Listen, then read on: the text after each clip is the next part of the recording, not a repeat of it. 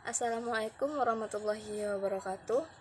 Perkenalkan, kami dari kelompok 5 akan mempresentasikan hasil kerja kelompok kami, yaitu tentang peran media massa dalam sistem politik Indonesia. Perkenalkan, saya Suratul Aini Rodiah, NIM 19103002, dan teman saya Setia Anggraini 19103027, Candy 19103016, Nirwanda 19103054, dan Asyahri Muaz 16103021. Baiklah, materi yang pertama akan dibahas oleh Nirwanda. Assalamualaikum warahmatullahi wabarakatuh. Perkenalkan, nama saya Nirwanda, NIM 19103054. Di sini saya akan menjelaskan tentang media massa. Media massa merupakan salah satu alat yang dimanfaatkan oleh masyarakat memperoleh sejumlah informasi. Media massa itu sendiri dari berbagai jenis, yaitu media cetak seperti surat kabar, majalah, media yang melalui proses pencetakan lainnya, dan media elektronik seperti televisi, radio, dan internet. Yang kedua, saya akan menjelaskan tentang yaitu sistem politik. Sejak awal berdirinya Indonesia sudah menjadikan demokrasi sebagai pilihan sistem politiknya. Isi dan mekanisme sistem politik demokrasi Indonesia dirumuskan pada batang tubuh Undang-Undang Dasar 1945 sebagaimana dinyatakan dalam pasal 1 ayat 2 Undang-Undang Dasar 1945 bahwa kedaulatan atau di tangan rakyat menurut ketentuan Undang-Undang Dasar. Adapun sendi-sendi pokok dari sistem politik demokrasi di Indonesia sebagai berikut. Yang pertama yaitu kedaulatan. Ide kedaulatan, bahwa yang berdaulat di negara demokrasi adalah ayat, menjadi gagasan pokok dari yang tercermin pada pasal 1 ayat 2 Undang-Undang Dasar 1945 yang berbunyi kedaulatan di tangan rakyat dan dilakukan menurut ketentuan Undang-Undang Dasar 1945. 2. Negara berdasarkan atas hukum. Negara demokrasi juga negara hukum. Negara hukum Indonesia menganut hukum dalam arti material luas untuk mencapai tujuan nasional. Ini tercermin pada pasal 1 ayat 3 Undang-Undang Dasar 1945 yang berbunyi negara Indonesia adalah negara hukum. 3. Berbentuk republik. Negara dibentuk untuk memperjuangkan realisasi kepentingan umum. Republik Negara Indonesia berbentuk republik yang memperjuangkan kepentingan umum. Tercermin pada pasal 1 ayat 1 Undang-Undang Dasar 1945 yang berbunyi negara Indonesia ialah negara kesatuan yang berbentuk republik.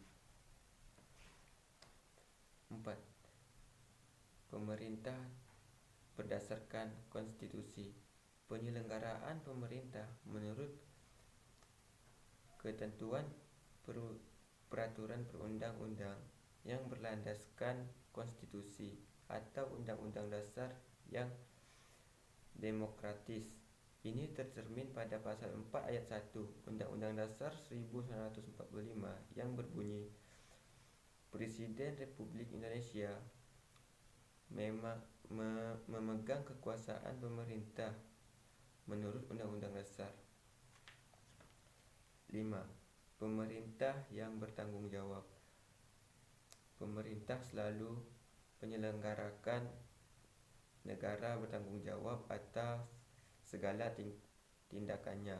Berdasarkan demokrasi Pancasila, pemerintah ke bawah bertanggung jawab kepada rakyat dan ke atas bertanggung jawab kepada Tuhan Yang Maha Esa. Baiklah, saya akan melanjutkan materi dari Candy, yaitu yang keenam, sistem perwakilan. Pada dasarnya, pemerintah menjalankan amanat rakyat untuk menyelenggarakan pemerintahan. Demokrasi yang dijalankan adalah demokrasi perwakilan atau demokrasi tidak langsung. Para wakil rakyat dipilih melalui pemilu. Yang ketujuh, yaitu sistem pemerintahan presidensial. Presiden adalah penyelenggara negara tertinggi. Presiden merupakan kepala negara sekaligus kepala pemerintahan. Yang selanjutnya yaitu pokok-pokok dalam sistem politik Indonesia, yaitu pertama, negara berbentuk kesatuan dengan prinsip otonomi yang luas. Yang kedua, yaitu pemerintah berbentuk republik, sedangkan sistem pemerintahan presidensial. Yang ketiga yaitu presiden adalah kepala negara sekaligus kepala pemerintahan.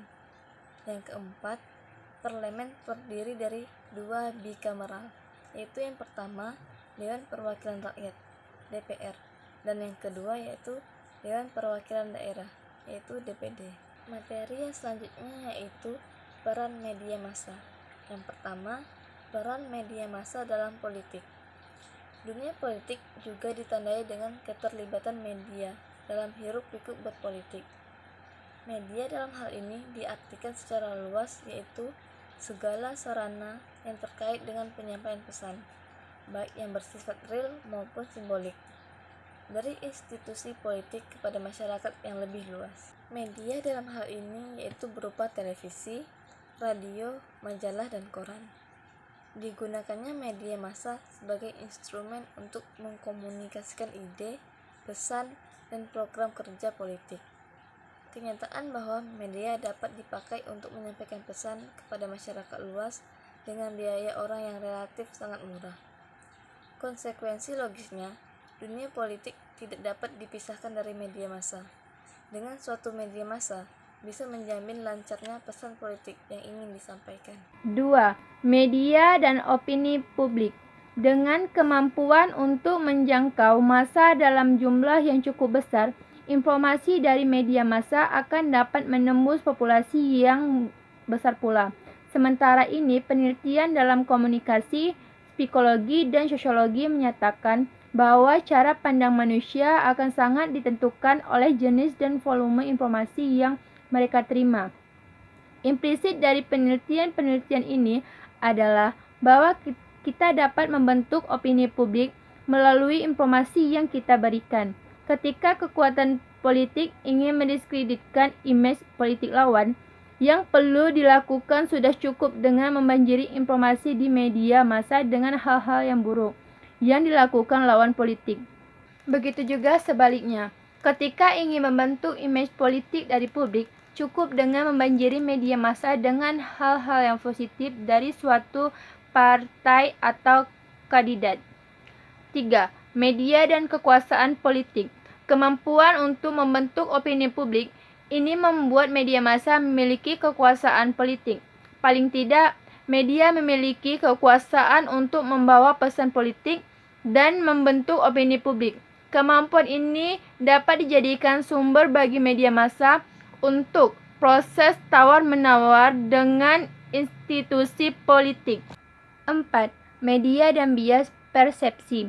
Informasi yang disampaikan dalam media tidak selamanya objektif dan apa adanya. Seringkali terdapat bias informasi. Beberapa sumber bias informasi dapat terjadi dari sisi media maupun masyarakat. Media adalah salah satu sumber bias informasi. Media sebagai identitas terdiri dari beberapa unit seperti jurnalis, editor. Pemilihan informasi mana yang akan dipublikasi yang akan sangat tergantung pada nilai, paham, ideologi, dan sistem moral yang dianut oleh media dan editor. Bias persepsi juga dapat terdiri dari sisi masyarakat.